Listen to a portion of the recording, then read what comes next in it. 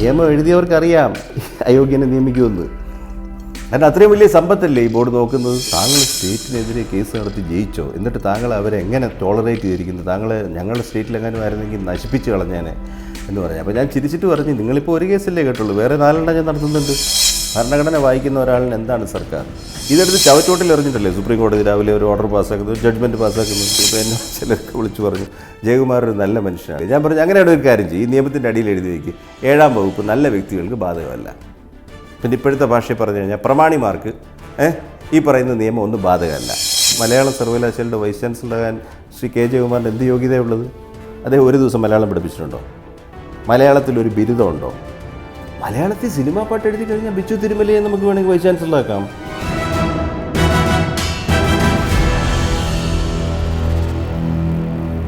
ഭരണ സംവിധാനങ്ങളുടെ ചട്ടക്കൂടിൽ നിന്നുകൊണ്ട് കൃത്യനിർവഹണം നടത്തുന്ന സിവിൽ സർവീസ് ഉദ്യോഗസ്ഥർ, പക്ഷേ അവരിൽ ചിലരെങ്കിലും ചിലപ്പോഴൊക്കെ ആ നിയമാവലിയും ഭരണ സംവിധാനങ്ങളെയും ചോദ്യം ചെയ്യാൻ ധൈര്യപൂർവ്വം രംഗത്ത് വരാറുണ്ട്. അത്തരം ഉദ്യോഗസ്ഥർ എപ്പോഴും വാർത്തകൾ ഇടം നേടാറുമുണ്ട്. ഇന്ന് നമ്മോടൊപ്പം ചേരുന്നു കൃഷി വകുപ്പ് പ്രിൻസിപ്പൽ സെക്രട്ടറിയും IAS അസോസിയേഷൻ സംസ്ഥാന പ്രസിഡന്റുമായ ഡോക്ടർ ബി അശോക് IAS. സ്വാഗതം സർ. നിയമവശങ്ങളുടെ സാങ്കേതികത്വവും നിയമാവലിയുമൊക്കെ ചൂണ്ടിക്കാട്ടി സർക്കാരിനെതിരെ സർക്കാരിൻ്റെ ഏറ്റവും മുതിർന്ന ഉദ്യോഗസ്ഥൻ IAS ഉദ്യോഗസ്ഥനായിരിക്കുന്ന പദവി തുടരുമ്പോഴും അത്തരത്തിലുള്ള തെറ്റുകൾ ചൂണ്ടിക്കാട്ടി നിയമപോരാട്ടം നടത്തുന്ന ഒരു ഉദ്യോഗസ്ഥനാണ് അങ്ങ്. അപ്പോൾ ഏറ്റവും ഒടുവിൽ അങ്ങ് ജയകുമാർ IAS അദ്ദേഹത്തിൻ്റെ ആ നിയമനത്തെ അങ്ങ് നിയമവശം ചൂണ്ടിക്കാട്ടി വീണ്ടും ഒരു പരാതിയുമായി അങ്ങ് അല്ലെങ്കിൽ നിയമപരമായി അതിനെ ചോദ്യം ചെയ്യുകയാണ്. ഒറിജിനൽ പെറ്റീഷൻ ചോദ്യം ചെയ്യുകയാണ് അങ്ങ്. ഞാൻ ആദ്യമായിട്ടല്ല കോർട്ടിൽ വരുന്നത്. ഈ സംസ്ഥാനത്ത് ഞാൻ ആദ്യമായിട്ടൊരു WPC ജയിക്കുന്നത് 2011 അത് അന്നത്തെ വെറ്റിനറി യൂണിവേഴ്സിറ്റിയിലെ എൻ്റെ നിയമനം ഗവൺമെൻറ് ഏകപക്ഷീയമായിട്ട് റദ്ദ് ചെയ്തതിനെതിരെ ഞാൻ ഫയൽ ചെയ്ത കേസാണ്. അത് 10 മാസം നടന്നൊരു കേസാണ്. അത് ഇന്നൊരു റിപ്പോർട്ടഡ് ജഡ്ജ്മെൻറ്റാണ്. ഇന്ത്യയിലെ വൈസ് ചാൻസലർമാരെ അകാരണമായിട്ട് ഈ ഡെപ്യൂട്ട് ചെയ്ത ഗവൺമെൻറ്റിന് പിൻവലിക്കാൻ സാധിക്കുകയില്ല എന്ന് ഇന്ത്യ ഒട്ടാകെ കോട്ട് ചെയ്തുകൊണ്ടിരിക്കുന്ന ജഡ്ജ്മെൻറ്റാണ് ബി അശോക് വേഴ്സസ് ചാൻസലർ. അത് റിപ്പോർട്ടഡ് കേസാണ്. അത് നാഷണൽ ലോ സ്കൂളിൽ ഇന്ത്യയിലെ സിവിൽ സർവൻസ് ഫൈറ്റ് ചെയ്ത് ജയിച്ച കേസുകളിൽ അവരുടെ കേസ് സ്റ്റഡി മെറ്റീരിയലിൽ നാഷണൽ ലോ സ്കൂളിൻ്റെ ഡയറക്ടർ തന്നെ ഇൻട്രൊഡ്യൂസ് ചെയ്യുന്ന കേസാണ് B Ashok versus chancellor. Kerala ഹൈക്കോർട്ടിൻ്റെ ജഡ്ജ്മെൻറ്റാണ്. അതേ യൂണിവേഴ്സിറ്റിയിലുണ്ടായിരുന്ന കോവാറൻറ്റോ ഹർജിയിലെ വിധിയും അത്യാവശ്യം റിപ്പോർട്ടഡായിട്ടുള്ള കേരള ചീഫ് ജസ്റ്റിസ് തന്നെ, അന്നത്തെ ചീഫ് ജസ്റ്റിസ് എഴുതിയിട്ടുള്ള ഒരു ജഡ്ജ്മെൻറ്റാണ്. അതിനെ തുടർന്ന് സെൻട്രൽ അഡ്മിനിസ്ട്രേറ്റീവ് ട്രിബ്യൂണലിൽ നിന്ന് ആദ്യമായിട്ട് ഇന്ത്യയിൽ ഈ ടെന്യൂർ റൂൾസ് 2014 അമെൻമെൻറ്റ് നിർബന്ധമായിട്ടും പാലിക്കാതിരുന്ന സ്റ്റേറ്റ് ഗവൺമെൻറ്റിന് ഡയറക്ഷൻസ് വാങ്ങിക്കൊടുത്തത് ഞാനും അന്ന് IAS അസോസിയേഷൻ രണ്ടുപേരും കൂടി ഫയൽ ചെയ്ത ഹർജിയിലാണ്. അതും ഇന്ത്യയിൽ ആദ്യമായിരുന്നു. ഇപ്പോൾ വേറെ 3 സ്റ്റേറ്റുകളിൽ സമാനമായ കേസുകൾ നടക്കുന്നുണ്ട്. അപ്പോൾ ഇതിലെല്ലാം ഇപ്പം ഞാൻ മാത്രമേ ചെയ്തുള്ളൂ എന്ന് ഞാൻ പറയത്തില്ല. പക്ഷേ ഒരിക്കൽ ഒരു സീനിയർ IAS ഓഫീസേഴ്സിൻ്റെ ട്രെയിനിങ്ങിൽ ചെന്നിരുന്നപ്പോൾ ഇതിലെ ഒരു കേസ് അവിടെ ക്ലാസ് എടുക്കാൻ വന്ന ആൾ പരാമർശിക്കുന്നുണ്ട്, ഞാനതിലിരിക്കുന്നുണ്ടെന്ന് അറിയാതെ. അപ്പോൾ അത് ക്ലാസ് എടുത്തതിന് ശേഷം അവിടെയുള്ള മുതിർന്ന ഉദ്യോഗസ്ഥർ വന്ന് പറഞ്ഞു, താങ്കൾ സ്റ്റേറ്റിനെതിരെ കേസ് നടത്തി ജയിച്ചോ, എന്നിട്ട് താങ്കൾ അവരെ എങ്ങനെ ടോളറേറ്റ് ചെയ്തിരിക്കുന്നു, ഞങ്ങളുടെ സ്റ്റേറ്റിലെങ്ങാനും ആയിരുന്നെങ്കിൽ നശിപ്പിച്ച് കളഞ്ഞേനെ എന്ന് പറഞ്ഞു. അപ്പോൾ ഞാൻ ചിരിച്ചിട്ട് പറഞ്ഞു, നിങ്ങളിപ്പോൾ ഒരു കേസല്ലേ കേട്ടുള്ളൂ, വേറെ 4 ഞാൻ നടത്തുന്നുണ്ട്. അപ്പോൾ നിങ്ങൾ ചോദിച്ചതിൻ്റെ ആദ്യത്തെ സംഗതി വ്യക്തമായല്ലോ. ഈ പറയുന്ന നിമിഷം തന്നെ സുപ്രീം കോടതി മുതൽ മജിസ്ട്രേറ്റ് കോടതി വരെ അത്രയധികം അന്യായങ്ങൾ എത്ര എണ്ണം ഉണ്ടെന്ന് എനിക്ക് ഡയറി നോക്കിയാലേ ഇപ്പോൾ പറയാൻ പറ്റുള്ളൂ. അത് ഞാൻ നടത്തുന്നുണ്ട്. അതെല്ലാം തന്നെ അതിനകത്തൊരു പ്രിൻസിപ്പിൾ ഓഫ് ജസ്റ്റിസ് ഇൻവോൾവ് ആണെന്ന് നമ്മൾ കണ്ടതുകൊണ്ട്, നമ്മൾ കൺവിൻസ്ഡ് ആയതുകൊണ്ടുമാണ്. അല്ലാതെ എന്തെങ്കിലും വ്യക്തിപരമായ ഈ കേസുകൾ നടത്തിയതിന് സുപ്രീം കോടതിയിൽ ഒരു മാറ്റർ നടത്തുമ്പോൾ എങ്ങനെ പോയി കഴിഞ്ഞാലും 10 ലക്ഷം രൂപയെങ്കിലും ചിലവുണ്ട്. 27 കൊല്ലം സർവീസ് പൂർത്തിയാക്കി എനിക്ക് വല്ല നിസ്സാരമായ PFA ബാക്കിയുള്ളൂ. ഈ PF മുഴുവൻ കൺസ്യൂം ചെയ്തത് വക്കീലന്മാരും കോടതിയുമാണ്. പക്ഷേ എനിക്കതിൽ ഒരു റിഗ്രറ്റും ഇല്ല. കാരണം ഞാൻ ഫയൽ ചെയ്ത മാറ്റേഴ്സ് എല്ലാം ഞാൻ ജയിച്ചിട്ടേ ഉള്ളൂ ഇന്നേ വരെ. കാരണം നമുക്കതിനകത്ത് മെറിറ്റ് ഉണ്ടെന്ന് കാണാത്ത ഒരു മാറ്റർ ഒരാളെ ശല്യം ചെയ്യാൻ വേണ്ടി, ഇപ്പോൾ മിസ്റ്റർ ജയകുമാറിനെ ശല്യം ചെയ്യാൻ വേണ്ടി, അല്ലെങ്കിൽ ഒരു കോൺട്രവേഴ്സി ഉണ്ടാക്കാൻ വേണ്ടി, ഇല്ലെങ്കിൽ നിങ്ങളിവിടെ വന്ന് എന്നെ ഇൻ്റർവ്യൂ ചെയ്യാൻ വേണ്ടി, ഇതിനു വേണ്ടിയാണോ കേസ് ഫയൽ ചെയ്തത്? അത് ഫയൽ ചെയ്തില്ലെങ്കിൽ ഈ തിരുവിതാംകൂർ ദേവസ്വം ബോർഡ് എന്ന് പറയുന്ന സ്ഥാപനത്തിന് ഈശ്വര വിശ്വാസികളായിട്ടുള്ള അയ്യപ്പ ക്ഷേത്രം അടക്കമുള്ള കാര്യങ്ങൾക്ക് അപരിഹാര്യമായ നഷ്ടമുണ്ടാവും. കാരണം അവിടെ യോഗ്യതയില്ലാത്ത ഒരാൾ കയറി അടുത്ത 2 കൊല്ലം അവിടെ എടുക്കാൻ പോകുന്ന എല്ലാ തീരുമാനങ്ങളും സ്റ്റേറ്റിനും പിന്നെ ദേവസ്വം ബോർഡിനും വലിയ നഷ്ടം ഉണ്ടാകുമെന്ന് കണ്ടതുകൊണ്ടാണ് അത് ഫയൽ ചെയ്തിരിക്കുന്നത്. അതിൽ പബ്ലിക് പ്രിൻസിപ്പിൾ ഉള്ളതുകൊണ്ടാണ് ഫയൽ ചെയ്തിരിക്കുന്നത്. ഒരു ദിവസം നമ്മൾ എത്ര അനീതി കാണുന്നുണ്ട്. നമ്മളതിനോട് റിയാക്ട് ചെയ്യുകയോ കോടതി പോവുകയോ ചെയ്യുന്നുണ്ടോ? ഇല്ല. ഇത് പ്രകടമായ അനീതിയാണ്, നിലനിൽപ്പില്ലാത്ത നടപടിയാണ്. അതുകൊണ്ടാണ് ഫയൽ ചെയ്തത്. പിന്നെ ഒരു കാര്യം കൂടെ ഞാൻ പറയാം. നിങ്ങൾ ഗവൺമെൻറ് എന്ന് പറയുമ്പോൾ നിങ്ങൾ കാണുന്നത് തിരഞ്ഞെടുക്കപ്പെട്ട് വരുന്ന എക്സിക്യൂട്ടീവ് ഗവൺമെൻറ് മാത്രമാണ്. പക്ഷേ ഇന്ത്യയിലെ ഭരണഘടന അനുസരിച്ച് അതല്ല ഗവൺമെൻറ്. സ്റ്റേറ്റ് ഇന്ത്യയിൽ എന്ന് പറഞ്ഞാൽ 3 എലിമെൻറ്റ്സ് ഉണ്ട്. എക്സിക്യൂട്ടീവ് ഇറക്കുന്ന ഓർഡറിനകത്ത് നിങ്ങൾക്ക് പരാതി ഉണ്ടെങ്കിൽ അതിനാണ് നിങ്ങൾക്ക് ആർട്ടിക്കിൾ 226 വെച്ചിരിക്കുന്നത് റിട്ട് ഫയൽ ചെയ്യാനായിട്ട്. ഇല്ലേ ആർട്ടിക്കിൾ 32 നിങ്ങൾക്ക് സുപ്രീം കോടതിയിൽ വരാം.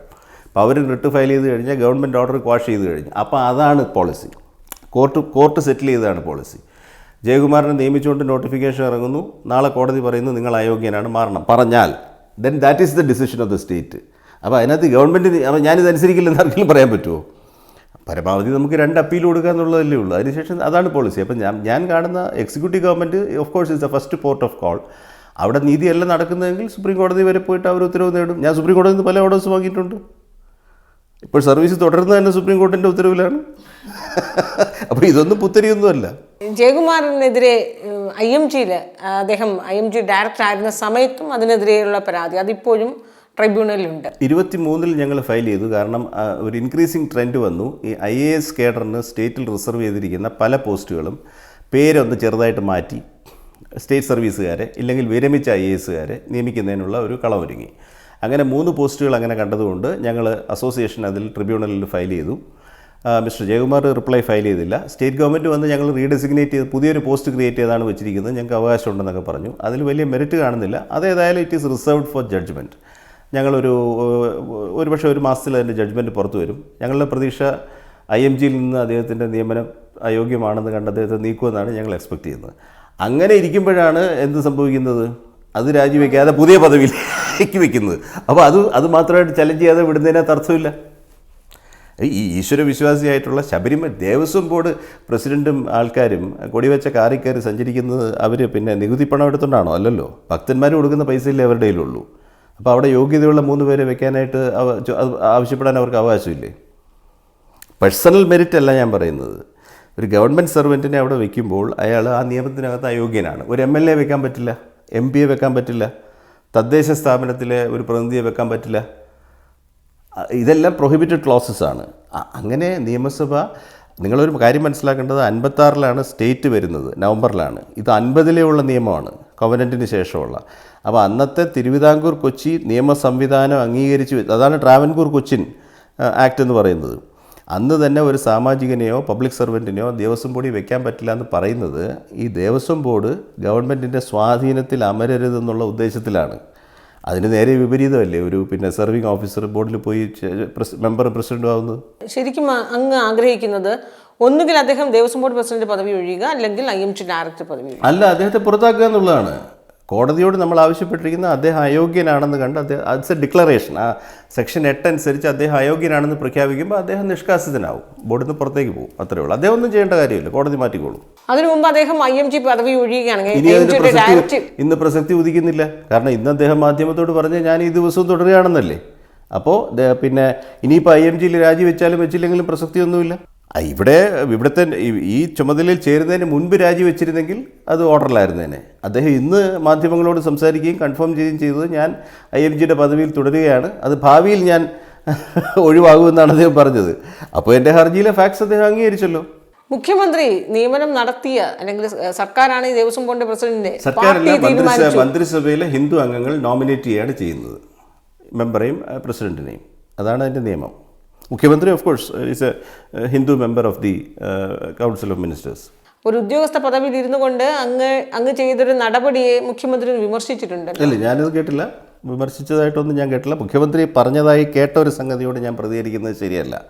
2, എനിക്ക് കോടതിയെ സമീപിക്കാൻ അവകാശമില്ല എന്നുണ്ടെങ്കിൽ അക്കാര്യം ഗവൺമെൻറ് കൗണ്ടറിൽ പറയാമല്ലോ. അല്ലെങ്കിൽ ഈ ആക്ട് വായിച്ചു നോക്കുമ്പോൾ അത് കാണുമല്ലോ, ഗവൺമെൻറ് സർവൻറ്റ്സ് ആരും ഈ 8ാം വകുപ്പ് അനുസരിച്ച് ചോദ്യം ചെയ്യരുത് എന്ന് കാണുമല്ലോ. അങ്ങനെ ഇല്ലല്ലോ, അങ്ങനെ സാധിക്കുമോ? കോടതിയെ സമീപിച്ചത് അങ്ങ് ശരിക്കും ഒരു വിശ്വാസി എന്ന രീതിയിലാണോ, അതോ ഒരു IAS ഉദ്യോഗസ്ഥൻ എന്ന രീതിയിൽ അങ്ങയുടെ ഒരു കടമയാണ്? പ്രൊഫഷൻ ഇതിനകത്തൊരു ഇഷ്യൂ അല്ല. ഏതൊരു ഹിന്ദുവിനും ഇൻട്രസ്റ്റഡ് പേഴ്സൺ എന്നുള്ളതാണ്. അത് ആക്ടിനകത്ത് ഹിന്ദു ആയിരിക്കണം എന്നുണ്ട്, അതിനകത്ത് സെൻസ് ഉണ്ട്. കാരണം ഹിന്ദു ഫെയ്ത്ത് ഇല്ലാത്ത ഒരാൾ ഈ ദേവസ്വം ടെമ്പിൾസിൻ്റെ മാനേജ്മെൻറ്റിനെ കുറിച്ച് തർക്കിക്കേണ്ട ആവശ്യമില്ല. ഏത് ഹിന്ദുവിനും അത് ക്വസ്റ്റ്യൻ ചെയ്യാം. അങ്ങ് പറഞ്ഞതൊക്കെ വളരെ ഫാക്റ്റാണ്, സത്യമാണ്. പക്ഷേ ഈ കൗതുകം വരുന്നത് അവിടെയല്ല. അങ്ങ് ഉന്നത ഉദ്യോഗസ്ഥനായി സർക്കാരിൻ്റെ സർവൻ്റായി ഇരിക്കുമ്പോൾ സർക്കാരിന്റെ നിലപാടുകളെ പക്ഷേ എന്താണ് നിരന്തരം സർക്കാർ? ചോദ്യം അല്ല, ചെയ്യുമ്പോൾ എന്താണ് സർക്കാർ? ഭരണഘടന വായിക്കുന്ന ഒരാളിന് എന്താണ് സർക്കാർ? സുപ്രീം കോടതി സർക്കാരല്ലേ?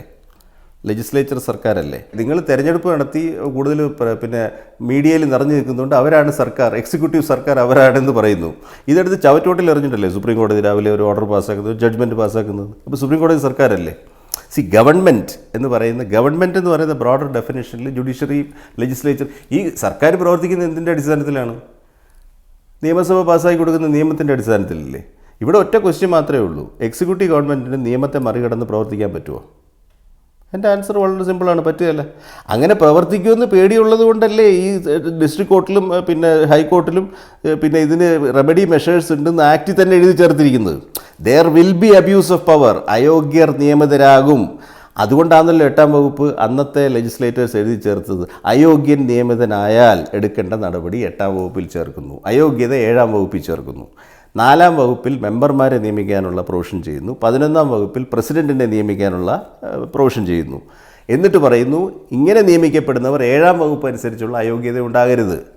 അങ്ങനെ നിയമിക്കപ്പെട്ടാൽ 8ാം വകുപ്പ് അനുസരിച്ച് 8(2) അനുസരിച്ച് ജില്ലാ കോടതിയിൽ നിങ്ങൾ ഹർജിയുമായി വരണം. നിയമം എഴുതിയവർക്കറിയാം അയോഗ്യനെ നിയമിക്കുമെന്ന്. കാരണം അത്രയും വലിയ സമ്പത്തല്ലേ ഈ ബോർഡ് നോക്കുന്നത്. ഞാനതിൽ കോൺട്രവേഴ്സി പോർട്ടിലോട്ട് കിടക്കുന്നില്ല. അതുകൊണ്ടാണ് നിയമം അങ്ങനെ സൃഷ്ടിച്ചിരിക്കുന്നത്. ആ നിയമനം നടത്തി ഏറെക്കുറെ സർക്കാർ ഒരു തലവേദന ഒഴിഞ്ഞു എന്ന മട്ടിൽ ഇരിക്കുമ്പോഴാണ് ആ നിയമനത്തെ ചോദ്യം ചെയ്തുകൊണ്ട് അങ്ങ് വരുന്നത്. ഈ സർക്കാരിന് ഉണ്ടായൊരു തലവേദന ഒരുവിധം ഒഴിവാക്കുമ്പോൾ അത് കൂടുതൽ രീതിയിലേക്ക് അല്ലെങ്കിൽ കൂടുതൽ ഒരു സ്ട്രെസ് കൊടുക്കുന്ന രീതിയിൽ അങ്ങ് തന്നെ വരും. പണ്ടാരോ പറഞ്ഞ പോലെ തലവേദന മാറ്റാൻ വേണ്ടിയിട്ട് തല വെട്ടിക്കളഞ്ഞാൽ മതിയോ? ശരി, അവിടെ വെച്ച ആൾക്കാർ ഈ നേരത്തെ വെച്ച് ഇപ്പോൾ ആരോപണങ്ങളിൽ അകപ്പെട്ട് ജയിലിൽ കിടക്കുന്ന ആളുകളുണ്ടല്ലോ, അവരെല്ലാവരും നിയമനിഷ്ഠ യോഗ്യരായിരുന്നു നിയമിച്ചപ്പോൾ. ഇപ്പം മിസ്റ്റർ വാസു ഫോർ എക്സാമ്പിൾ, അദ്ദേഹം കമ്മീഷണറായിരുന്നു ദേവസ്വം ബോർഡിൽ, നിയമിതനായ കമ്മീഷണറായിരുന്നു. പക്ഷേ കമ്മീഷണർ പദവി വഹിച്ചുകൊണ്ടിരിക്കുമ്പോഴല്ല പ്രസിഡൻ്റായത്. അപ്പോൾ സാങ്കേതികമായിട്ട് അദ്ദേഹം പ്രസിഡൻ്റ് ആകാനുള്ള ഈ ആക്ടിൽ പറയുന്ന യോഗ്യത അദ്ദേഹത്തിനുണ്ടായിരുന്നു. അപ്പോൾ നിങ്ങൾ പറയുന്നു നിയമം അനുസരിച്ച് ഞങ്ങൾ കുറച്ച് പേരെ വെച്ചു, അവരുടെ ഭാഗത്തുനിന്ന് വാട്ട് എവർ ഇറ്റ് ഈസ്, നിങ്ങൾ കോൺട്രവേഴ്സി എന്ന് പറഞ്ഞ ഒരു സംഗതി കേരളത്തിൽ മുഴുവൻ ചർച്ച ചെയ്യുന്ന ഒരു സംഗതിയാണ് ഉണ്ടായി വന്നത്. എന്നാൽ പിന്നെ അയോഗ്യനായ ഒരാളെ വെച്ച് നന്നാക്കി കളയാം എന്നാണോ നിങ്ങൾ പറഞ്ഞു വരുന്നത്? എനിക്കത് ലോജിക്ക് മനസ്സിലായില്ല. കേരളത്തിൽ ഹിന്ദുക്കളിൽ ഈ ദേവസ്വം ബോർഡിൻ്റെ പ്രസിഡൻ്റായ യോഗ്യരായ എത്ര പേര് കാണും എന്നാണ് നിങ്ങൾ വിചാരിക്കുന്നത്? കുറഞ്ഞത് ഒരു 1,00,000 ആളുകൾ കാണില്ലേ? സീനിയർ അഡ്മിനിസ്ട്രേറ്റേഴ്സ്, കോർപ്പറേറ്റ് ബോസസ് ആയിട്ടിരിക്കുന്നവർ, സുപ്രീം കോടതിയിലെ ഹൈക്കോടതിയിലെ അഭിഭാഷകർ, ഇവരെക്കൊണ്ട് ആരെ കൊണ്ട് പറ്റില്ലേ ഇത് നടത്താനായിട്ട്? ഒരു ഗവൺമെൻറ് സർവൻറ്റ് മാത്രമേ പറ്റുള്ളൂ.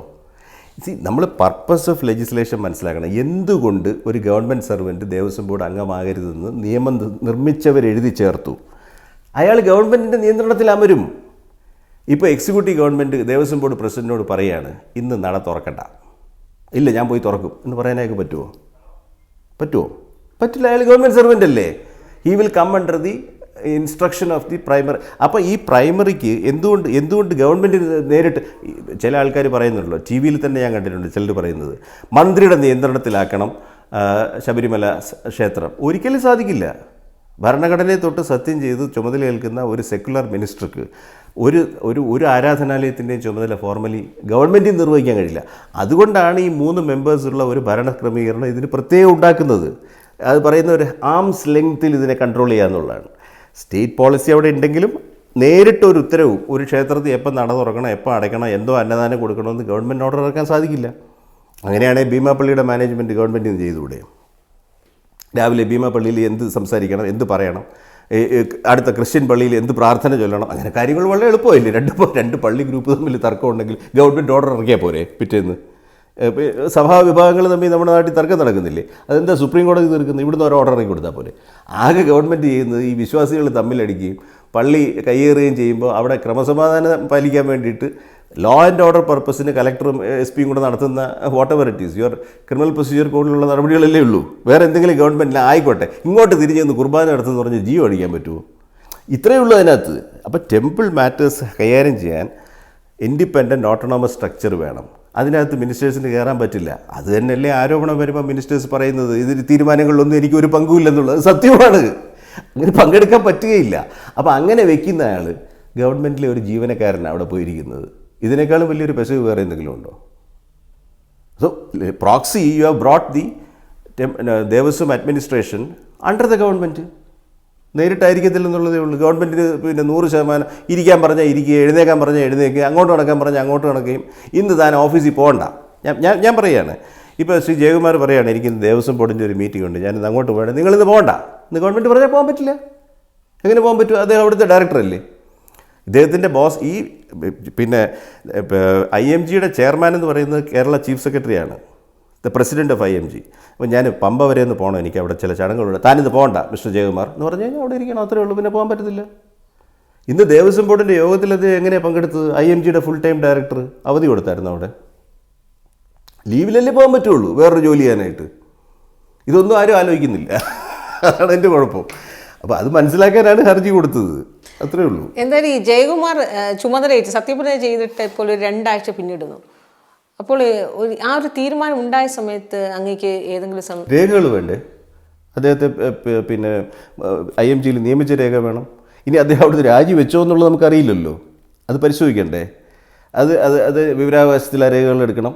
IMG എനിക്ക് രേഖാമൂലം മറുപടി തന്നു 25-ാം തീയതി. Mister K. ജയകുമാർ തന്നെയാണ് ഞങ്ങളുടെ ഡയറക്ടർ, അദ്ദേഹത്തിൻ്റെ പർട്ടിക്കുലേഴ്സ് ഇത്രയാണ്, ഇത്ര ശമ്പളം അദ്ദേഹത്തിന് കൊടുക്കാൻ പോവുകയാണ്. അപ്പോഴല്ലേ എനിക്ക് കോസ്റ്റ് ഓഫ് ആക്ഷൻ വരുള്ളൂ. നമുക്ക് രാവിലെ കോടതി ചെന്ന് രേഖയില്ല ഒന്നും പറയാനൊക്കെ ഇല്ലല്ലോ. ഇദ്ദേഹം സർക്കാർ ജീവനക്കാരനാണെന്നുള്ളതിൻ്റെ രേഖ കാണിക്കാതെ കോടതിക്ക് ബോധ്യപ്പെടുമോ? നിലവിലിപ്പോൾ ഈ കൃഷി വകുപ്പിൻ്റെ പ്രിൻസിപ്പൽ സെക്രട്ടറി പദവിയിൽ നിന്ന് 2 തവണ മാറ്റി. ആദ്യം തദ്ദേശ പരിഷ്കാര കമ്മീഷൻ അത് റദ്ദു ചെയ്തു. അങ്ങ് നിയമ പോരാട്ടം നടത്തി. സർക്കാർ അങ്ങയുടെ നിലപാട് അല്ലെങ്കിൽ നിയമവശമാണ് ശരിയെന്ന് അങ്ങ് തെളിയിച്ചു. ഗവൺമെൻറ് ഞാൻ നേരത്തെ പറഞ്ഞ പോലെ തന്നെ എക്സിക്യൂട്ടീവ് ഓർഡർ അതിൻ്റെ കേഡർ ചട്ടങ്ങൾ, അതായത് ഓൾ ഇന്ത്യ സർവീസ് ആക്ട് അനുസരിച്ചുള്ള ചട്ടങ്ങൾക്ക് വിരുദ്ധമായിട്ടായിരുന്നു. ഇതേ മാറ്റർ തന്നെയാണ്. അത് ട്രിബ്യൂണലിന് ബോധ്യപ്പെട്ടു, അതുകൊണ്ട് അത് റദ്ദ് ചെയ്തു. രണ്ടാമത് വീണ്ടും അത് KTDFCയുടെ ചെയർമാനായി എന്ന വീണ്ടും കേഡർ ചട്ടത്തിന് വിരുദ്ധമായതുകൊണ്ട് അത് സ്റ്റേ ചെയ്തു. ഇപ്പോൾ ഇൻഡെഫിനിറ്റ് സ്റ്റേയിലാണ്. പക്ഷേ അത് പിന്നെ കേസ് കേട്ട് ഇപ്പോൾ റിസർവ് ചെയ്തു. ജയിക്കുമെന്നാണ് എൻ്റെ പ്രതീക്ഷ. കാരണം ട്രിബ്യൂണലിൽ കൃത്യമായിട്ട് നിയമവിരുദ്ധമായ തീരുമാനമാണെന്ന് വീണ്ടും ഞങ്ങൾ തെളിയിച്ചു എന്ന് ഞാൻ വിശ്വസിക്കുന്നു. ജഡ്ജ്മെൻറ്റ് വരാനിരിക്കുന്നതുകൊണ്ട് അതിനെക്കുറിച്ച് ഇപ്പോൾ പറയുന്നില്ല. അപ്പോൾ ഈ നിരന്തരം ഈ സർക്കാരുമായി ഇങ്ങനെ ഒരു നിയമ പോരാട്ടം നടത്തുമ്പോൾ അത് എല്ലാ IAS ഉദ്യോഗസ്ഥർ അല്ലെങ്കിൽ IPS ഉദ്യോഗസ്ഥരിൽ നിന്ന് നമ്മളിത് കാണുന്നില്ല. കാരണം ചിലർക്കൊക്കെ അറിയാം ഇത്, പക്ഷേ ചിലർക്ക് കരുതുന്നു ഇതിങ്ങനെ അങ്ങ് പൊക്കോട്ടെ, ഇനിയിപ്പോൾ സർക്കാരിനെ ചോദ്യം ചെയ്ത് കൂടുതൽ പ്രൊവോക്കേഷനിലോട്ടൊന്നും പോകണ്ടാണ്. പക്ഷെ വളരെ ചുരുക്കം ചില IAS ഉദ്യോഗസ്ഥർ മാത്രമേ നമ്മൾ ഈ ധൈര്യപൂർവ്വം രംഗത്ത് വരുന്നതൊക്കെ ചെലവുണ്ടാവും, പക്ഷെ വലിയ ധൈര്യത്തിന്റെ ഒന്നും പ്രശ്നമൊന്നും ഉദിക്കുന്നില്ല. എന്നാലും അങ്ങ് പിന്നെയും മുഖ്യമന്ത്രിയെ കാണുമ്പോഴോ അല്ലെങ്കിൽ വകുപ്പ് മന്ത്രി അതല്ലെങ്കിൽ ചീഫ് സെക്രട്ടറിയൊക്കെ കാണുകയും അവരുടെ ഒഫീഷ്യൽ മീറ്റിംഗിൽ ഇരിക്കുമ്പോഴോ ഒന്നും തന്നെയും യാതൊരു ഭാവവ്യത്യാസവും ഇല്ലാതെ ഒരു ഭാവവ്യത്യാസം ഉണ്ടായാലെന്ത്? ഭാവവ്യത്യാസം ഉണ്ടെങ്കിൽ ഭാവവ്യത്യാസം ഉണ്ടാവും, ഭാവവ്യത്യാസം കാണിക്കും, ഗവനിക്കുന്നില്ല. ആരും എന്നോട് വ്യക്തിഗതമായിട്ട് ഇടപെടുമ്പോൾ എന്തെങ്കിലും ഒരു നീരസം ഇതുവരെ പ്രകടിപ്പിച്ചതായിട്ട് എനിക്ക് തോന്നിയിട്ടില്ല. കാരണം ഞാൻ കേസ് വാദിച്ച് ജയിക്കുന്നത് കേസിൽ മെറിറ്റുള്ളതുകൊണ്ടല്ലേ. എല്ലാ കേസും ജയിക്കുമെന്നല്ല ഞാൻ പറയുന്നത്. അതൊക്കെ ജുഡീഷ്യറി ഇൻവോൾവ് ആയിട്ടുള്ള കാര്യങ്ങളാണ്, തെളിവ് ബലം ഇൻവോൾവ് ആയിട്ടുള്ള കാര്യങ്ങളാണ്. പക്ഷേ അതുകൊണ്ട് ആരും ഒരു നീരസമൊന്നും എൻ്റെ അടുത്ത് കാണിച്ചിട്ടില്ല. ഇനി നീരസം മനസ്സിലുണ്ടെങ്കിൽ ഞാനത് കണക്കാക്കുന്നുമില്ല ആരുടേതായാലും.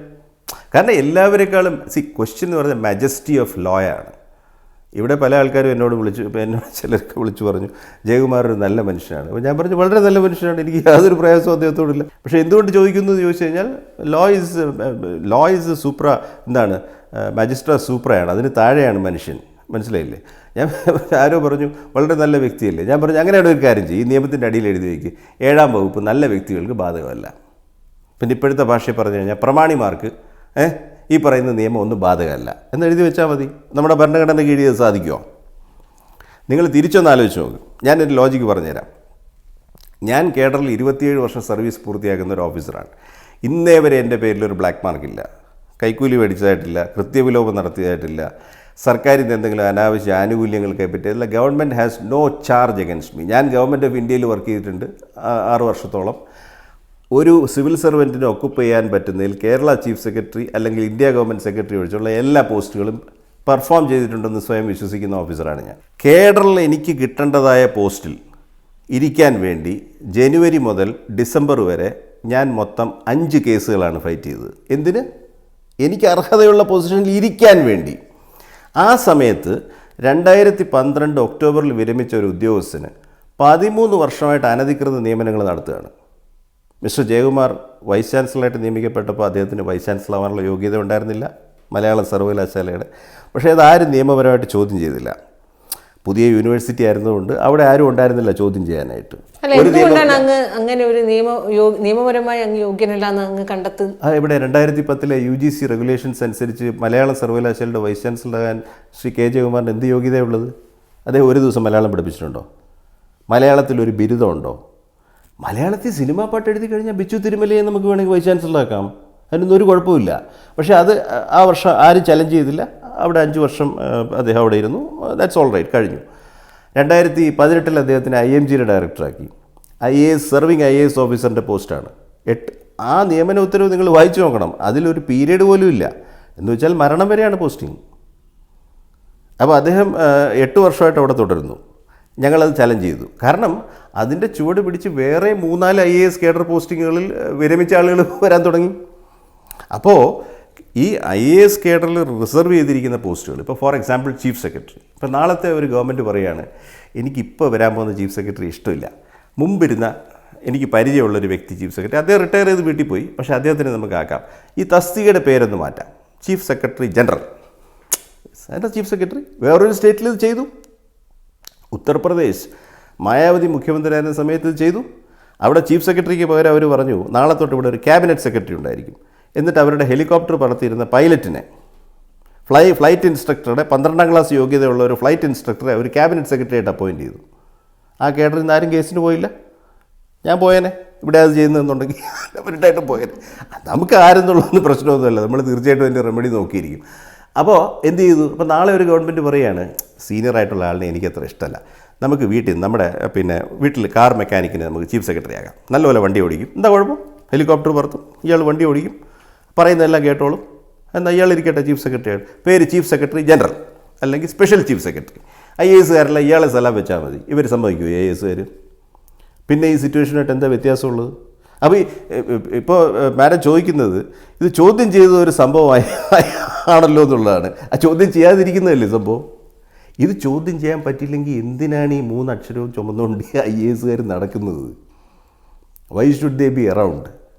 അന്യായമായ ഒരു കാര്യം കൺമുമ്പിൽ നടക്കുമ്പോൾ ഈ വൃത്തികേട് നിർത്തൂ എന്ന് പറയാൻ കഴിയാത്തവൻ പബ്ലിക് സർവീസ് ഇരുന്നിട്ട് എന്ത് കാര്യം? എന്ത് ചെയ്യാൻ പോയിട്ട് എന്ത് കാര്യം? That's a fundamental promise to you. നമ്മൾ ഈ സർവീസിൽ വരുമ്പം ഭരണഘടനയെ തൊട്ടല്ലേ നമ്മൾ സത്യം ചെയ്തത്, that we will show allegiance to the constitution and the laws. ഇതായിരുന്നു സത്യപ്രതിജ്ഞ. നഗ്നമായിട്ട് മുന്നിൽ ലംഘിക്കുമ്പോൾ തൊട്ടടുത്ത കോടതിയിൽ വന്ന് ക്വസ്റ്റ്യൻ ചെയ്യാൻ പറ്റാത്തവൻ എന്തിന് IAS എന്ന് പറഞ്ഞ് നടക്കണം? സ്വാഭാവികം ഒരു ചോദ്യം സാർ, ഈ ഒരുപക്ഷെ ഇനി IASലേക്ക് വരികയും അല്ലെങ്കിൽ ജൂനിയറായി ട്രെയിനിയായി നിൽക്കുന്ന പലരും അങ്ങേപ്പോലുള്ളവരെ കണ്ടാണ് അത് മാതൃക. അങ്ങനെയൊന്നും ഞാൻ പറയുന്നില്ല. നമുക്ക് തിരുത്താൻ പറ്റുന്നത് നമ്മൾ തിരുത്തിയെടുക്കാൻ ശ്രമിക്കുന്നു. ഇത് ആർക്കും എതിരൊന്നും അല്ല കേട്ടോ. ഇതാ സത്യത്തിൽ ഞാൻ പറയട്ടെ, ഈ നോട്ടിഫിക്കേഷൻ പുറപ്പെടുവിക്കുന്ന ലോ സെക്രട്ടറി ഞാനായിരുന്നെങ്കിൽ, അല്ലെങ്കിൽ ഈ നോട്ടിഫിക്കേഷൻ കൈകാര്യം ചെയ്യുന്ന സെക്രട്ടറി, എനിക്കത് റോളുണ്ടെങ്കിൽ എൻ്റെ അറിവിലുള്ളതാണ് അദ്ദേഹം ഗവൺമെൻറ് സർവൻ്റ് ആണെന്നുള്ളത്, ഞാൻ ആ സ്റ്റാറ്റ്യൂട്ട് വായിച്ച് നോക്കിയിട്ട് അദ്ദേഹത്തോട് രാജിക്കത്ത് തരാൻ പറഞ്ഞാൽ നിയമിക്കുന്നതിന് വേണ്ടി, അദ്ദേഹം സമ്മതിച്ചാലും ഇല്ലെങ്കിലും. കാരണം that is A proper thing. അതെങ്ങനെ വിട്ടുപോയി? അതിലേ ചോദിക്കേണ്ടത്. ഈ സംസ്ഥാനത്തെ ലോ സെക്രട്ടറി കാണാതെ ഒരു സ്റ്റാറ്റ്യൂട്ടറി റൂൾ ഓർഡർ SRO എന്ന് പറയുന്ന വിജ്ഞാപനം പുറപ്പെടുവിക്കാൻ സാധിക്കില്ല. ബിസിനസ് റൂൾസിലുള്ളതാണ്. അപ്പോൾ ലോ സെക്രട്ടറിയുടെ ശ്രദ്ധയിൽ എന്തുകൊണ്ട് വന്നില്ല? അതിൻ്റെ ഉത്തരം ഞാനല്ല പറയേണ്ടത്. അല്ല, അത് നിയമപരമായി അങ്ങേക്ക് ചോദ്യം ചെയ്തുകൂടെ? എന്തിനാണ് ഞാൻ ചോദ്യം ചെയ്യുന്നത്? ഞാൻ നിയമനം അസാധുവാന്ന് പറയുമ്പോൾ ഞാൻ പിന്നെ അതിൻ്റെ പുറകിൽ ആര് പ്രവർത്തിച്ചില്ലെന്ന് ഞാൻ അന്വേഷിക്കേണ്ട ആവശ്യമുണ്ടോ? പിന്നീടുണ്ടാകുന്ന ഒരുപക്ഷെ സർക്കാരിനെതിരെയാണ് നിയമ പോരാട്ടം നടത്തുന്നത്, സ്വാഭാവികമായും അങ്ങനെ നിങ്ങൾ വളരെ പരിമിതമായിട്ട് കാണുന്നത് തിരുവനന്തപുരത്ത് ഇരിക്കുന്ന 20 മിനിസ്റ്റേഴ്സും അവരുടെ സെക്രട്ടറീസുമാണ് സർക്കാർ എന്നാണ്. പക്ഷേ ഞാൻ കുറച്ച് ഇതിനകത്ത് വർക്ക് ചെയ്യാൻ ശ്രമിച്ചിട്ടുകൊണ്ട് പറയുന്നത് that is one limb of the government. 3 branches കിടക്കുകയല്ലേ, മജിസ്ട്രിക് ആയിട്ടുള്ള ഇൻഡിപെൻഡൻറ്റ് മജിസ്റ്റീരിയല്ലേ, 3 ബ്രാഞ്ചസ് കിടക്കുകയല്ലേ. നിങ്ങൾ പൗരൻ എന്നുള്ള നിലയ്ക്ക് നിങ്ങൾക്ക് എന്തെങ്കിലും ഗവൺമെൻറ് ഇന്ന് എക്സിക്യൂട്ടീവ് ഗവൺമെൻറ് നീതി കിട്ടുന്നില്ലെങ്കിൽ എന്തുകൊണ്ടാണ് ഈ മറ്റ് 2 ബ്രാഞ്ചസിനെയും വെച്ചിരിക്കുന്നത്? എന്തിനാണ്? നിയമം ഉണ്ടാക്കാൻ ഒരു ബ്രാഞ്ച്, അതിൻ്റെ അഡ്ജുഡിക്കേറ്റ് ചെയ്യാൻ ഒരു 3rd ബ്രാഞ്ച്. കോടതിയെ സമീപിക്കുന്ന എളുപ്പമൊന്നുമല്ല നമ്മുടെ നാട്ടിൽ, അത് ഞാൻ സമ്മതിക്കുന്നു. പക്ഷേ സമീപിക്കാൻ നിശ്ചയിച്ചുറച്ചിട്ടുള്ള ഒരാളിന്, നിയമം മനസ്സിലാവുന്ന ഒരാളിന് അത് വളരെ സിമ്പിളായിട്ട് അത് കൈകാര്യം ചെയ്യാവുന്നേ ഉള്ളൂ. ആർട്ടിക്കിൾ 32 ഫിറ്റായിട്ടുള്ള കേസുണ്ടെങ്കിൽ നേരിട്ട് സുപ്രീം കോടതി ഹാജരായിക്കൂടെ? ഒരു പ്രശ്നമില്ല. ഞാനിപ്പോൾ അതിൻ്റെ ഒരു നൈസിറ്റിക്ക് എനിക്ക് അഡ്വക്കേറ്റ്സ് ഉണ്ട്, അവരത് കേസ് വാദിക്കുന്നു എന്നുള്ളതേ ഉള്ളൂ. പക്ഷേ എൻ്റെ എപ്പോഴത്തെയും കോൺഫിഡൻസ് കോടതിക്ക് വേണ്ട രീതിയിൽ ഒരു പ്രൊഫോമ തയ്യാറാക്കി കഴിഞ്ഞാൽ ഈ പറയുന്ന ഈ ഹർജിയിലെ വാദങ്ങൾ കോടതിയോട് നേരിട്ട് പറയുന്നതിന് എനിക്ക് യാതൊരു വിഷമവുമില്ല. നേരിട്ട് ഹാജരായി വാദിച്ചാലും നേരെ ഒരു ട്രീറ്റ്മെൻറ്റ് കിട്ടുമെന്നുള്ളതിൽ എനിക്ക് ഉറപ്പുണ്ട്. കാരണം you have to be convinced about your case, അത്രേ ഉള്ളൂ. ഞാൻ ഈ പറയുന്ന പോലെ ഒരുപാട് കേസ് ഫയൽ ചെയ്യുന്നില്ലല്ലോ. ഞാൻ ഏറി വന്ന ഒരു 10-12 കേസ് ഫയൽ ചെയ്തിട്ടുള്ളൂ എൻ്റെ കരിയറിൽ. പക്ഷേ 12-ൽ എനിക്ക് തോന്നുന്നു 10 ഞാൻ തന്നെ ജയിക്കുന്ന അവസ്ഥയിൽ തന്നെയാണ് വന്നിട്ടുള്ളത്. ജയവും തോൽവി എന്നുള്ളതല്ല, ദേ ബിക്കെയിം റിപ്പോർട്ടഡ് ജഡ്ജ്മെൻറ്റ്സ്, അത്രേ ഉള്ളൂ. അങ്ങേക്ക് അർഹതപ്പെട്ട ആ പദവിയിൽ ഇരിക്കുന്നതിന് വേണ്ടി 5 തവണയാണ് അങ്ങേക്ക് നിയമ പോരാട്ടം, 5 മാറ്റേഴ്സ് അങ്ങേക്ക് ഫൈറ്റ് ചെയ്ത് വന്നു എങ്കിൽ സ്വാഭാവികം ഒരു പ്രതികാര നടപടി അങ്ങേക്ക് മേൽ ഉണ്ട് ഇല്ല എന്ന് അങ്ങേക്ക് കണ്ണടച്ചങ്ങ് പറയാൻ പറ്റുമോ? അല്ല, അതവരുടെ വിഷയം. അത് ഗവൺമെൻറ്റിൻ്റെ, ഇപ്പോൾ ഒരാളെ നിയമിക്കുന്നു അല്ലെങ്കിൽ ഒരാളെ ഈ പദവിയിൽ നിന്ന് മാറ്റി വേറൊരു പദവിയിലോട്ട് വയ്ക്കുന്നതൊക്കെ അവരുടെ ഫ്രീഡത്തിലുള്ള കാര്യമാണ്. അത് I am expose to that, അതിന് പ്രയാസമൊന്നുമില്ല. ഈ പറയുന്ന ട്രാൻസ്ഫേഴ്സ് അവിടെയും എൻ്റെ വാദം ഇത്രയേ ഉള്ളൂ, ചട്ടപ്രകാരം ചെയ്യണം. ചട്ടത്തിനകത്ത് പറഞ്ഞിട്ടുണ്ട് ഒരു ഓഫീസറെ വകുപ്പുകൾ തമ്മിൽ മാറ്റുമ്പോൾ എങ്ങനെ ചെയ്യേണ്ടതാണ്, അതിനകത്ത് അയാളെ എങ്ങനെ ഹിയർ ചെയ്യണം, ഈ കാര്യങ്ങൾ പറഞ്ഞിട്ടുണ്ട്. അത് പാലിക്കില്ല നിർബന്ധമുണ്ടെങ്കിൽ പരാജയപ്പെടും. ഇപ്പോൾ എനിക്ക് തിരിച്ചും പറഞ്ഞൂടെ, ഇപ്പോൾ ഇവിടെ ചോദിക്കുന്നത് നിങ്ങൾ ഇതെല്ലാം ചോദ്യം ചെയ്യുന്നത് ഒരു അസാധാരണ സംഭവമാണെന്നുള്ള, നിയമം പാലിക്കാൻ എന്താ ഇത്ര വൈഷമ്യം? ഞാൻ എഴുതി കൊണ്ടുവന്ന നിയമമല്ലല്ലോ. കേരള നിയമസഭ പാസ്സാക്കിയിരിക്കുന്ന നിയമം പാലിക്കാൻ, ഇത് എക്സിക്യൂട്ട് ചെയ്യാൻ പോയിരിക്കുന്ന ആളുകൾക്ക് എന്താണ് ഇത്ര വൈമുഖ്യം? Why are you so pertinent that you will violate the law on every step? ഇപ്പോൾ മൊത്തത്തിൽ 3 ട്രാൻസ്ഫർ എനിക്ക് ഈ വർഷം ഇറങ്ങി, 3 കോടതി നടപ്പാക്കണ്ട എന്ന് പറഞ്ഞെങ്കിൽ എന്തെങ്കിലും ഒരു കാരണം കാണില്ലേ? കാരണമുണ്ട്. കാരണം അത് അതോറിറ്റി ഇല്ലാതെ പാസ് ചെയ്തിരിക്കുന്ന ഒരു ഓർഡറാണെന്നുള്ളത് ഫയൽ കാണുമ്പോൾ തന്നെ കോടതിക്ക് മനസ്സിലാവുന്നുണ്ട്. അതുകൊണ്ടല്ലേ. അപ്പോൾ നിങ്ങളുടെ എന്താണ് ശീലങ്ങൾ, you have to mend your ways എന്ന് നമ്മൾ പറയുമ്പോൾ അതല്ല, നിങ്ങൾ ഇങ്ങനെ ചോദ്യം ചോദിച്ചാൽ എങ്ങനെയാണെന്ന് പറഞ്ഞാൽ മതിയോ? വണ്ടി റോങ് സൈഡിലാണ് ഓടിക്കുന്നത്, വണ്ടി കറക്റ്റ് സൈഡിൽ ഓടിക്കുമെന്ന് പറയുമ്പോൾ അല്ല, എനിക്ക് റോങ് സൈഡിൽ ഓടിക്കാനുള്ള അവകാശം പോകണമെന്ന് പറഞ്ഞാൽ അത് നടക്കില്ലല്ലോ. ഗവൺമെൻറ് സർവീസിൽ വന്നു കഴിഞ്ഞാൽ എല്ലാ ദിവസവും നിങ്ങൾ ഒരു ഖണ്ഡന നടപടി പ്രതീക്ഷിച്ച് തന്നെ നിൽക്കണം. പ്രത്യേകിച്ച് സീനിയർ ലെവലിൽ എപ്പോൾ എന്ത് സംഭവിക്കുമെന്ന് നമുക്ക് പറയാൻ പറ്റില്ല. ഒരു ദിവസം നമ്മൾ ഓഫീസിലോട്ട് വരുന്നത് പരിക്കേൽക്കാതെയും സസ്പെൻഷൻ കിട്ടാതെയും എന്തെങ്കിലും ഒരു നടപടിക്ക് വിധേയനാകാതെയും സുരക്ഷിതരായിട്ട് തിരിച്ച് വീട്ടിൽ ചെല്ലാമെന്ന് വിചാരിച്ചല്ല വീട്ടിൽ നിന്ന് ഇറങ്ങുന്നത്. ഇതെല്ലാം നേരിടാൻ തന്നെയാണ് വീട്ടിൽ നിന്ന് ഇറങ്ങുന്നത്. അപ്പോൾ അതുകൊണ്ട് അതിനെക്കുറിച്ചൊന്നും യാതൊരു ഭയവുമില്ല. സസ്പെൻഷൻ വരുന്നെങ്കിൽ വരട്ടെ, അപ്പോൾ കാണും. പക്ഷെ സുരക്ഷിതമായി വീട്ടിൽ എത്താമെന്ന് ആഗ്രഹിച്ചു വരുന്ന ആൾക്കാരും ഉണ്ടാവില്ലേ? അത് ആഗ്രഹം. ഇതുപോലെയുള്ള സീനിയർ പൊസിഷൻസിലൊന്നും ഞാൻ പറഞ്ഞില്ലേ, ഇത് ഈ പറയുന്ന പോലെ ഈ മല്ലയുദ്ധം നടത്താതെ നിങ്ങൾക്ക് മുന്നോട്ട് പോകാൻ പറ്റില്ല. അല്ലെങ്കിൽ നിങ്ങൾ വെറും എന്താ ഇപ്പോൾ അതിന് പറയാം, ഒരു എർത്ത്വാം, മണ്ണര, നിങ്ങളൊരു മണ്ണരയായിട്ട് ഇഴഞ്ഞഴഞ്ഞ് ജീവിക്കണോ, അതോ നിങ്ങൾ കാര്യങ്ങൾ തിരുത്തി പറയേണ്ട കാര്യങ്ങൾ പറഞ്ഞു പോവുമോ, അത് നിങ്ങൾക്ക് തീരുമാനിക്കേണ്ടി വരും. നിങ്ങളുടെ കുര നിങ്ങൾക്ക് റീറ്റെയിൻ ചെയ്യണോ, അതോ നിങ്ങളൊരു പൂടിലായിട്ട് ഇവരുടെയൊക്കെ മടിയിൽ മുറുക്കാൻ ചെലവ് എടുത്ത് മുതുകും താന്നി തിരുമ്മി കൊടുത്ത് നടക്കണോ, നിങ്ങൾ നേരത്തെ തീരുമാനിക്കേണ്ടി വരും. ആ തീരുമാനം ഞാൻ നേരത്തെ എടുത്തതാണ്, അതിപ്പോഴല്ല ഞാൻ പറഞ്ഞത്. നിങ്ങൾ വിചാരിക്കും ഞാൻ ഇപ്പോൾ കൊടുത്ത കേസാണെന്നുള്ളത്. ഉമ്മൻചാണ്ടി സാറിനെ കേസ് കൊടുത്ത് തോൽപ്പിച്ചാണ് ഞാൻ വൈസ് ചാൻസലർ പദവി 2ാമത് നിന്നിരുന്നത്. അന്ന് ഞാൻ ഹൈക്കോടതിയിൽ കേസ് ഫയൽ ചെയ്യാൻ തുനിയുന്ന സമയത്ത് ഞാൻ ഉമ്മൻചാണ്ടി സാറിനെ കണ്ടു. അപ്പോൾ അദ്ദേഹം പ്ലക്കേറ്ററി ആയിരുന്നു. എന്നിട്ട് എന്നോട് പറഞ്ഞു, കാര്യമാക്കണ്ട, ഞങ്ങൾ വേറെ നല്ല 2 പോസ്റ്റ് തരാം എന്ന് പറഞ്ഞു. ഞാൻ പറഞ്ഞു വേണ്ട, കേസ് കൊടുത്ത് ഞാൻ പഴയ പോസ്റ്റിനെ തിരിച്ച് പിടിച്ചോളാം എന്ന് പറഞ്ഞു. ഓ എന്നാൽ ആയിക്കോ എന്ന് പറഞ്ഞു. ഞാൻ പിടിക്കുകയും ചെയ്തു, അദ്ദേഹം പോസ്റ്റ് വിട്ടുതരികയും ചെയ്തു. അപ്പോൾ ഇത് പുതിയ കാര്യമൊന്നുമല്ല. ഈ മണ്ണിരകളായി നിൽക്കുന്ന ഉദ്യോഗസ്ഥർ നമ്മുടെ സെക്രട്ടേറിയറ്റില് അല്ലെങ്കിൽ ഭരണ സംവിധാനങ്ങളിലൊക്കെ അങ്ങനെയുള്ള ഉദ്യോഗസ്ഥരുടെ എണ്ണം കൂടി വരുന്നുണ്ടോ? അങ്ങനെയുള്ള, കാരണം അത്രയും വർഷത്തെ എക്സ്പീരിയൻസ് ഉള്ള ഒരു ഉദ്യോഗസ്ഥനാണ് അങ്ങ് സർവീസിൽ കയറിയ സമയവും ഇപ്പോൾ ഈ ഒരു സ്റ്റേജിൽ എത്തി നിൽക്കുന്ന സമയം, ഇത്രയും എക്സ്പീരിയൻസ് എങ്ങനെയാണ് അതിനെ വിലയിരുത്തുന്നത്? എനിക്ക് ശേഷം വന്ന ആൾക്കാർ മോശമാണെന്നൊന്നും എനിക്ക് അഭിപ്രായമൊന്നുമില്ല. പക്ഷെ നമ്മൾ പറയേണ്ട കാര്യങ്ങൾ പറഞ്ഞു തന്നെ പോവുക. അവിടെ ഞാൻ പറഞ്ഞ ദ ഹോൾ പോയിന്റ് ഈസ്, അത് സർവീസിൻ്റെ അവകാശങ്ങളെ, ഈ കേസുകളുടെ എല്ലാം പ്രത്യേകത എന്തെന്ന് ചോദിച്ചു കഴിഞ്ഞാൽ സിവിൽ സർവൻറ്റിൻ്റെയും സിവിൽ സർവീസിൻ്റെയും അവകാശങ്ങളെ ധ്വംസിക്കുന്ന ഒരു മാറ്ററിലാണ് കേസ് ഫയൽ ചെയ്തിട്ടുള്ളത്. ഈ ദേവസ്വം ബോർഡ് പ്രസിഡൻ്റായിട്ട് ABCD വെക്കുന്നതിൽ നമുക്ക് യാതൊരു പ്രശ്നമില്ല. പക്ഷേ ദ ഹോൾ ക്വസ്റ്റ്യൻ ഈസ്, നമ്മൾ നിയമവിരുദ്ധമായിട്ടുള്ള ഒരു നിയമനം ചോദ്യം ചെയ്യുമ്പോൾ എന്നാൽ പിന്നെ 2 എണ്ണം ഇരിക്കട്ടെ എന്ന് പറഞ്ഞാൽ what sort of you should respect the legal system better, because you are supposed to be the government, is it not?